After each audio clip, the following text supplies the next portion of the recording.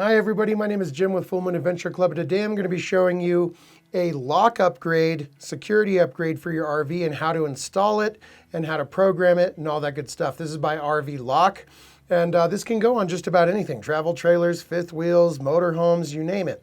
I'm going to be installing mine on my 1982 Ford Jamboree. It's a Class C, very old. I had to do a couple of modifications because mine's so old, but it's been working for 5 years fantastically. So yours will probably be a lot easier than this install, but this will definitely give you a general idea of what you're going to need to do. Now, one of the reasons I put this RV new upgraded lock on my Class C is that when I worked at the RV dealership in Colorado, we were all issued dealer keys. A dealer key is basically a skeleton key that opens all the travel trailers, and fifth wheels on the lot. We'll just call everything an RV. Opened all the RVs on the lot with the same key to make things a lot easier to show multiple units while you're out on the lot. But the weird thing is, all dealers have these, and I don't know how well they keep track of them, but one of these dealer keys actually opened the side door on my 1982 Ford Jamboree. That's crazy. It's so old. So these keys open everything. And I just thought I think it's a good idea to upgrade your locks after you get your RV, because if somebody got out with one of these dealer keys, they're just kind of free range to open anything they want. So in addition to that, it also adds the functionality of having a key fob for remote access, or you can use your keys that come with it, or you can use the keypad to use a code for keyless entry. So it's just a huge upgrade to have on your RV. And again, this is by RVLock. If you're interested, I'll put an Amazon affiliate link down below that'll take you to it, or maybe just to their website, but that'll be in the description down below. And this is just a fantastic upgrade. And it's been working, like I say, for 5 years. And I've only had to recharge the rechargeable AA batteries inside once. So I absolutely love this lock. It's really good quality and I've been loving it. So I'm going to take you out there and show you how I installed this on my Class C Ford Jamboree. And then I'll take you to a travel trailer and show you how to, it's already installed, but I'll show you how to program it, change the code, program your key fob, all that good stuff. So this will be a really fun video and mine's been working great. So without further ado, why don't we jump out there and check this out. All right, so here we are outside this Class C Jamboree, and we're going to show you how to put this door lock on, so let's get right to it. Okay, so first things first is we're going to take our Phillips head on our drill bit here, take off this screw. And we'll set that right down there. Take out this screw. This plate's going to come right off. Then we are going to undo these two screws in front. You might want to lay down some newspaper in case one of them drops. That way it'll be easy to find. Be careful, because now that's going to drop right out for us. So what we're going to do is just, oh, I forgot. We got to unscrew these two bolts right here. And we got to take these guys out. And they are flathead, but mine are just finger tight, so they're going to come right out. And we can remove the entire lock assembly. Okay, now as you can see, this is going to fit just about any newer motorhome door, but mine's just so darn old that there's a deadbolt up high, but nothing right here where we're going to have our automatic deadbolt. So what I'm going to have to do is drill this out right here, and you can use any method that you want to do that. I'm going to be using just a large drill bit, because I do not currently have my metal bit for my Dremel, and we're just going to line that guy up with the deadbolt. And I'm going to do 2 little starter holes right next to each other before I get in and dig that all out. So of course now what we're going to do is take the lock back out so we don't damage anything back there when we drill through. So we're going to lift that guy out of the way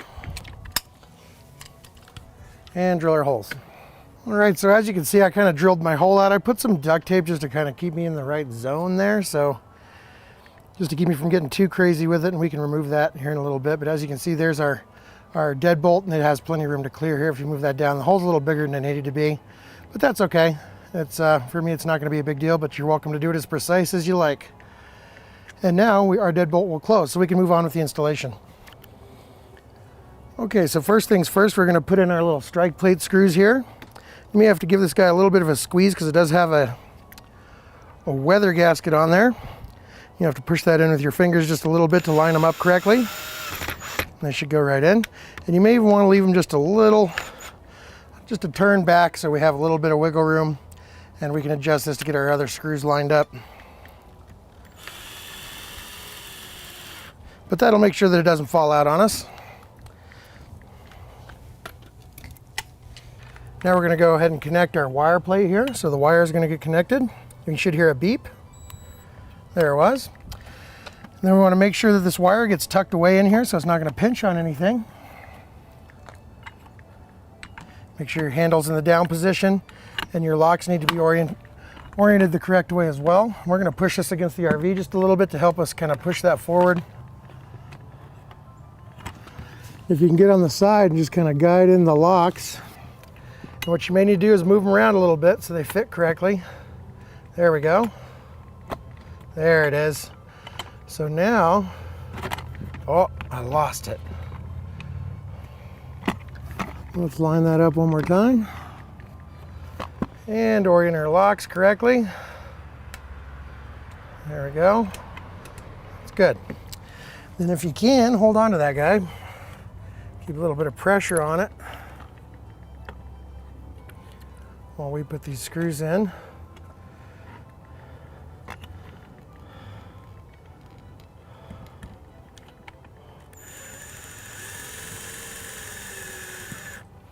You don't want to tighten them all the way at first. We want to make sure we get them all in here.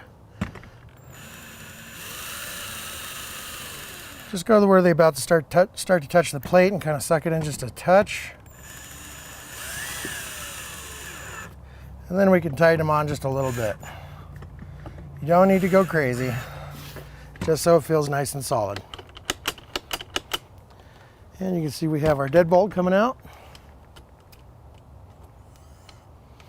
And we have our normal lock, and everything is good to go. Okay, now it's time to put in our little pins back in here.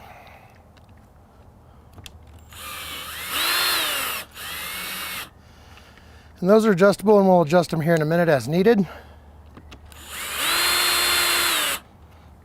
Now we are going to remove our old strike plate here using a square bit or a Phillips. Save those screws for later. Now this part's a little bit tricky, guys, because the strike plate actually goes into the door quite a bit, so you can't pull it out forward. That's why it's secure. So you actually need to bend this panel out or remove it a little bit, and your situation is going to be different and trickier, and I can't even begin to tell you how to go about that. So you're really going to have to take a look at that and see if you're comfortable with this type of job. For me, this guy's pretty old and it has a lot of flex to it, so if I'm able to just pull that back, I can slide my strike plate out, and I loosen the trim on the back, and it's going to slide right out like so. So you guys will have to figure this part out on your own. I'm not sure what exactly your setup's going to be for your strike plate, but for me, it removed out through the back. And that's how we're going to put in our new strike plate, which is going to go like this. So we're going to feed that guy in. So we remove our trim a little bit in the back. Just pull it forward a bit. And it should kind of slide in, and we're going to know if we're going to have to do any modifications for our other strike plate. Now again, unfortunately, because my model is so old, my strike plate needs to go about here, but the bump for the cutout is about a ½ inch too low on the door. So I have to cut this up to make room for this bump to come out for the new strike plate. And then we're going to have to drill a new hole for the top of the strike plate. So I just kind of got in there with some tin snips and cut back the majority, and then I cleaned things up with the Dremel tool, and now we should be good enough for our strike plate. There we go. So now that our strike plate's in place, we can kind of check our door and make sure that we've got that in the right location, or if we need to trim back a little bit more for some movement. Okay, and now we'll test everything out with my strike plate. After I finally got it in, we cut this part off. I talked to you about that, and then I just drilled a hole, put my new screw in here, and did the same down below. And now we're going to go ahead and see if this guy closes correctly. And it definitely does. And to lock it, we'll put in the code.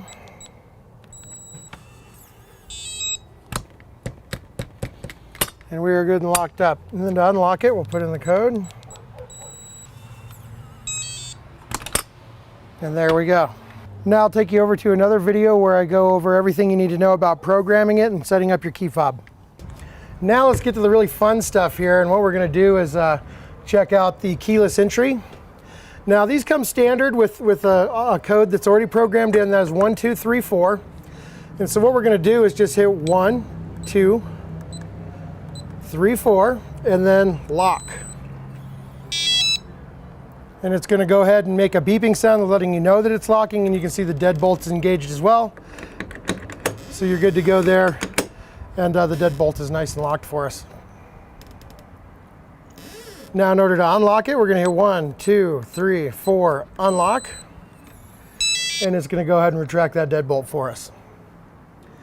Now if you would like to program in your new code, for example, we're going to be doing, we'll say 1111, okay? So we'll just do 1111 for our new code, 1, 2, 3, 4. So what we're going to do is hold down the 8, and then we're going to press the lock, release. We're going to do our original code, 1, 2, 3, 4, hit the lock button. Now our new code, 1, 1, 1, 1, and lock. And then do it again, 1, 1, 1, 1, lock. It's going to do a long confirmation beep, and now our code has changed. So if I do 1, 2, 3, 4, it's going to say no go. And if we do our code, 1, 1, 1, 1, it's going to let us right in. And so it's really just that easy. And I'll show you how to program it one more too, because I'm going to change it back to 1, 2, 3, 4. So what we're going to do is hold down the 8, the lock, hear a beep, put in our old code, 1, 1, 1, 1, hit the lock. Now our new code, 1, 2, 3, 4, lock, and confirm, 1, 2, 3, 4, lock. Long confirmation beep, and now that is our code.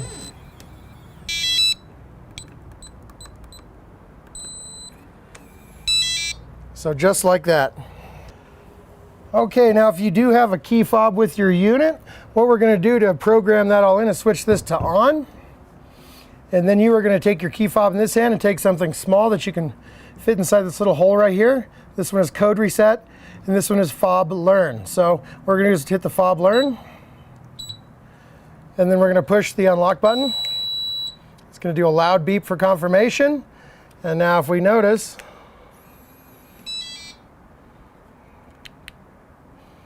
we are good to go. So we can unlock, we can lock, and everything is good to go. So there it is. It's as easy as that. Now our key fob is all set up, and you can repeat that process for as many of these as you'd like to pick up, because I ordered 2 extra ones for the family. So it's a very, very simple process, and that's all there is to it. Okay, so like I said before, mine's very old, and you're probably not going to have to do any modifications at all. Your install will probably be a lot faster. It really only takes like 10 or 15 minutes on a newer unit. So I've been loving this, like I said, 5 years, working great. That was old footage from back then. I still have it on my Class C, and it's still working just fine. So again, just links in the description below to take you over there to them. And I think that about wraps it up. If this video helped you out, please like, share, subscribe, and click that notification bell so you actually get notified when I do a new video. That really helps me out. So my name is Jim with Full Moon Adventure Club, and until the next video, thank you so much for watching, and happy camping.